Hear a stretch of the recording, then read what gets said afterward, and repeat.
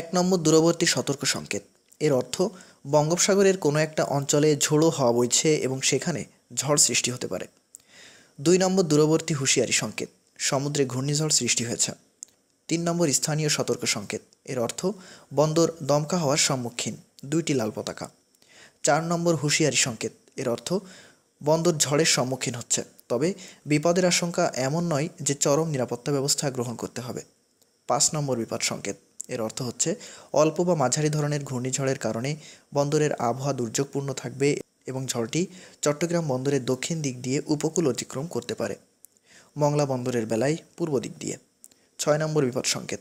এর অর্থ হচ্ছে অল্প বা মাঝারি ধরনের ঝড় হবে এবং আবহাওয়া দুর্যোগপূর্ণ থাকবে। ঝড়টি চট্টগ্রাম বন্দরের উত্তর দিক দিয়ে উপকূল অতিক্রম করতে পারে, মংলা বন্দরের বেলায় পশ্চিম দিক দিয়ে।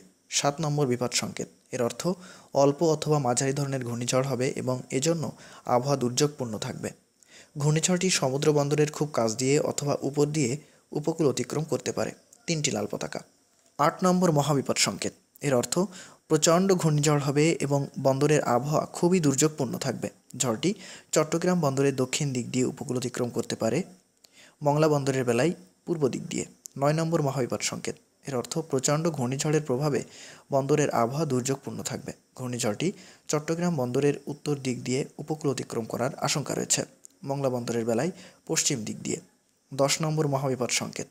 এর অর্থ প্রচণ্ড ঘূর্ণিঝড়ের প্রভাবে বন্দরের আবহাওয়া দুর্যোগপূর্ণ থাকবে এবং ঘূর্ণিঝড়টি বন্দরের খুব কাছ দিয়ে অথবা উপর দিয়ে উপকূল অতিক্রম করতে পারে। ১১ নম্বর যোগাযোগ ব্যবস্থা বিচ্ছিন্ন হওয়ার সংকেত। এর অর্থ ঝড় সতর্কীকরণ কেন্দ্রের সাথে সমস্ত যোগাযোগ ব্যবস্থা বিচ্ছিন্ন হয়ে গিয়েছে এবং স্থানীয় অধিকর্তার বিবেচনায় চরম প্রতিকূল আবহাওয়ার আশঙ্কা রয়েছে।